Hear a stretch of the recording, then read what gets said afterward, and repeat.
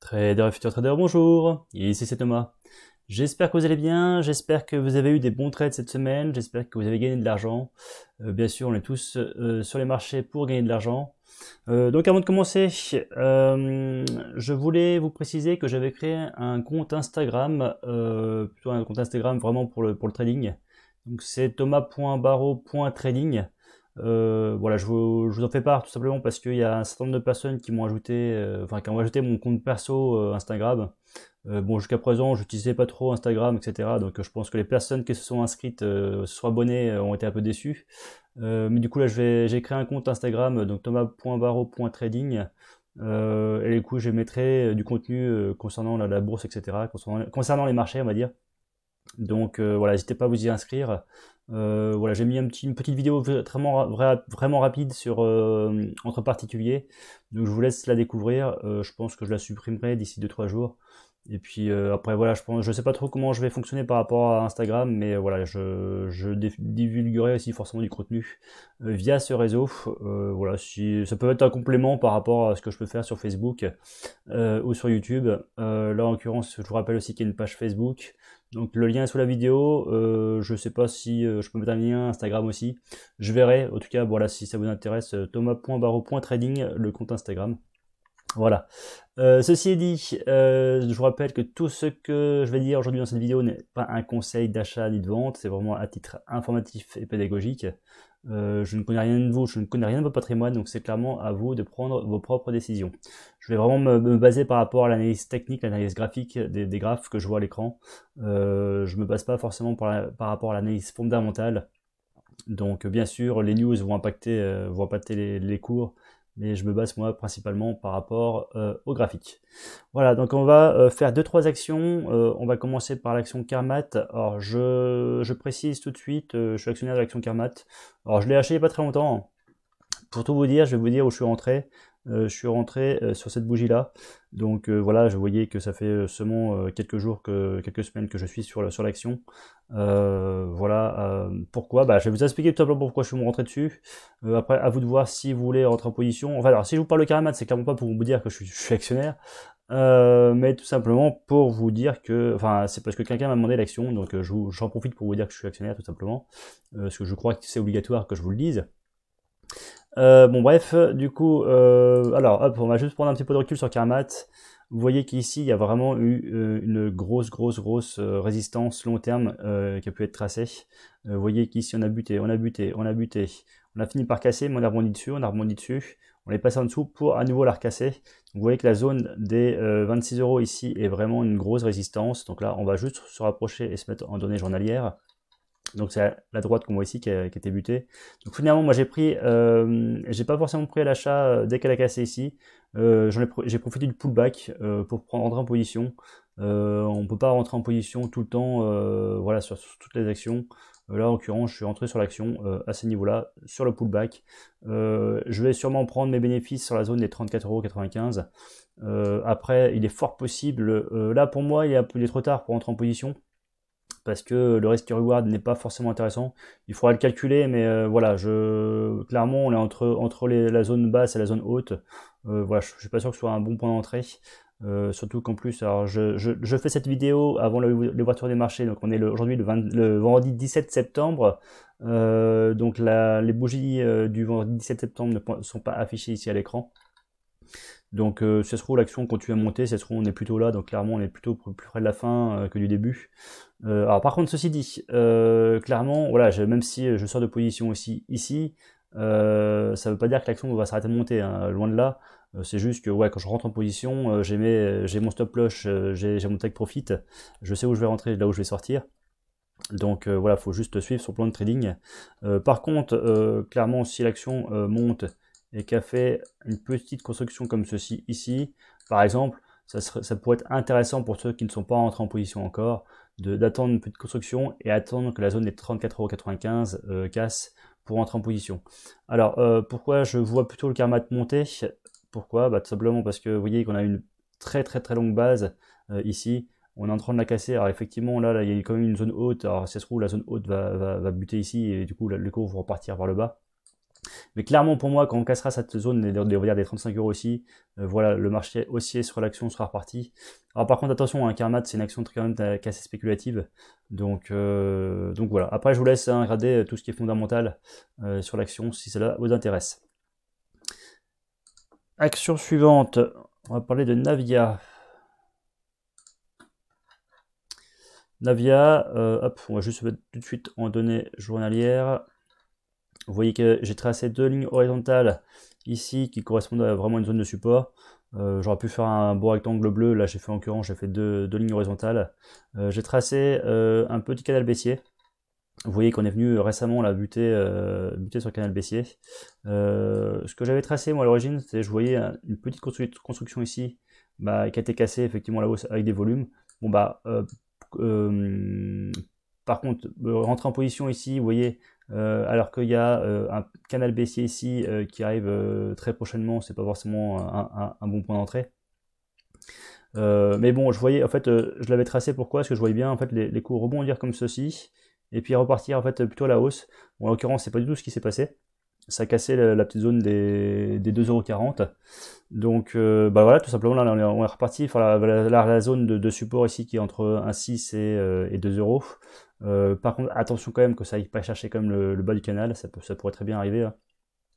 Donc, que faire sur l'action pour l'instant? Alors, peut-être attendre que ça micro-consolide ici à ces niveaux-là et attendre peut-être une impulsion à la hausse. Donc, ça pourrait être une première possibilité. Autre possibilité, c'est une cassure de résistance. Donc, la résistance, finalement, j'aimerais bien que ça casse les plus hauts ici, qui sont ici. Alors, peut-être que ça fasse quelque chose comme ça. Alors, peut-être que ça va aller chercher un peu plus bas avant de repartir à la hausse. Voilà, et que ça fasse une petite construction comme ceci. Donc finalement, il y a une zone là de 2,74 € qui pourrait être intéressante à trader à la hausse quand elle sera cassée, bien sûr, quand elle sera cassée. Hein. Si vous achetez en dessous de la zone des 2,74, c'est pas forcément intéressant. Alors si je vous ai tracé aussi les cours comme ceci, vous voyez, là ça monte, ça fait un pullback finalement sur l'ancienne résistance finalement qui devient un support.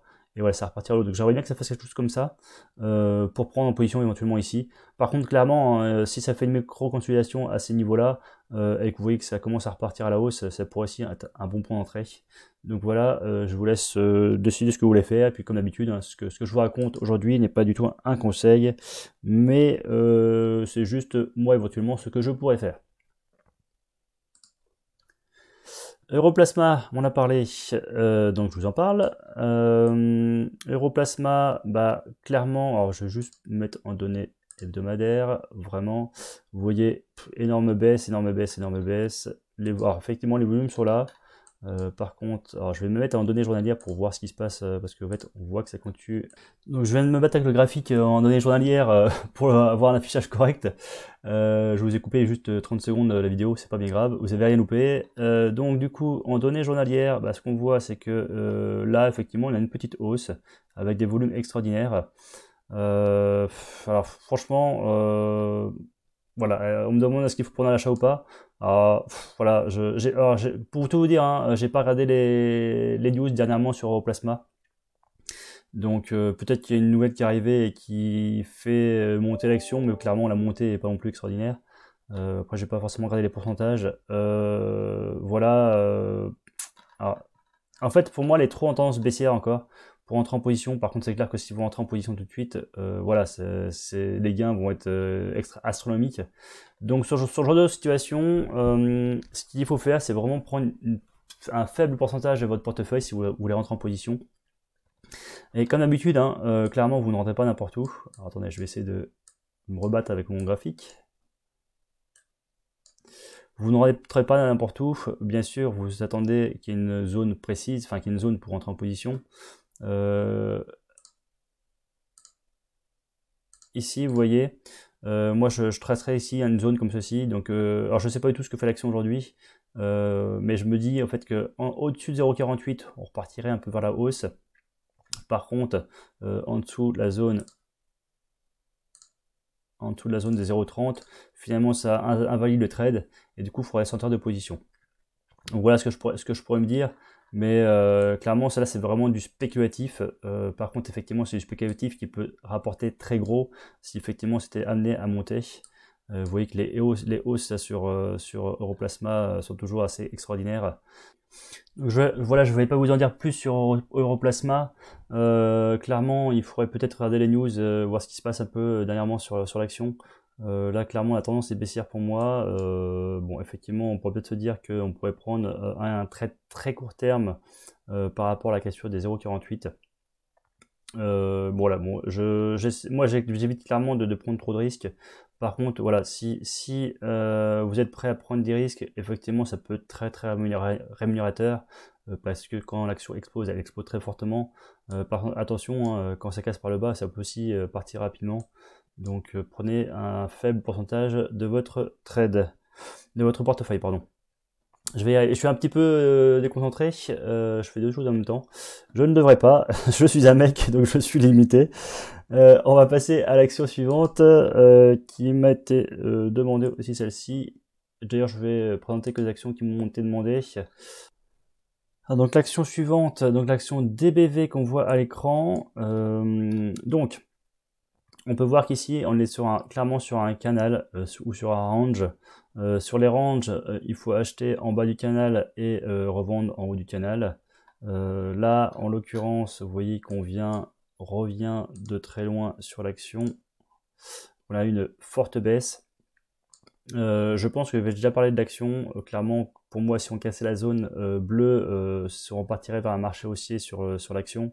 Pour l'instant, on est toujours en dessous. Par contre, ce qu'on peut voir, c'est qu'il y a une épaule inversée qui est en train de se former. Je vous la trace. Alors, si vous connaissez pas les figures chartistes, hein, franchement, allez sur Internet, vous allez avoir plein d'informations à ce niveau-là. Voilà, donc ça fait une épaule, épaule inversée, avec une ligne de coup là sur la zone bleue. Pour moi, si on casse la zone bleue, on repartirait vers des plus hauts sur l'action. Par contre, là, ce n'est pas encore le cas. Donc pour l'instant, on fait je m'amuse avec le range. Donc là, il y avait un point d'entrée finalement un peu en bas. Là, finalement, on est un peu plus haut, on est presque au milieu du range. Ce qui n'est plus forcément judicieux pour entrer en position, parce que quand on est entre les deux, c'est pas forcément très intéressant. Clairement, là, on ne sait pas si ça va descendre ou ça va monter. Si ça se trouve, le bas qui est ici, c'est pas encore tout à fait le plus bas. Ça fait un truc comme ça va descendre, et puis ça va continuer à descendre ici. Donc on ne sait pas. Donc là, clairement, quand ça commence à remonter, moi je prends pas en position. Je prends sur des bas, mais pas sur des. Enfin, après, sauf s'il y a une consolidation, etc. Mais là, en l'occurrence, je m'amuserai pas à rentrer ici. Je préférais, voilà, sur l'action, attendre vraiment qu'il y ait une consolidation qui se fasse vraiment très serrée. Alors voilà, je la fais là, mais elle peut se faire très bien un peu plus haut. Quelque chose de très serré finalement vers le haut. Une fois que ça sera très serré vers le haut, etc. ici, avec des volumes qui seraient, j'aimerais être en baisse. Voilà, et après, voilà, une explosion à la hausse de la question de zone bleue, ça serait vraiment superbe. Et voilà, une construction très serrée sur le haut du canal ou finalement un peu au-dessus du canal m'irait très bien. Quand je dis canal, hein, je parle du range qu'on voit là. Alors le range, hein, bien sûr, la zone que j'ai fait là, elle peut être plus ou moins haute. Et puis clairement, ça peut être très bien aussi coïncider avec la zone bleue qui est là. Donc voilà, j'aimerais bien une construction ici à plat. Et voilà, attendre et prendre la cassure de la résistance qui sera formée. Avec un fort potentiel de gain là-dessus, ça pourrait être très intéressant. Voilà, j'avoue que j'ai pas été super clair aujourd'hui. J'espère que vous me pardonnerez. Je vous rappelle que j'ai un compte Instagram, donc c'est thomas.barreau.trading, donc qui sera le compte de trading en fait tout simplement, enfin le compte Instagram pour tout ce qui est la bourse, pour tout ce qui est bourse. Je vous invite aussi à liker la vidéo, à vous abonner. Je vous souhaite de très bons trades et à très bientôt. Allez, ciao.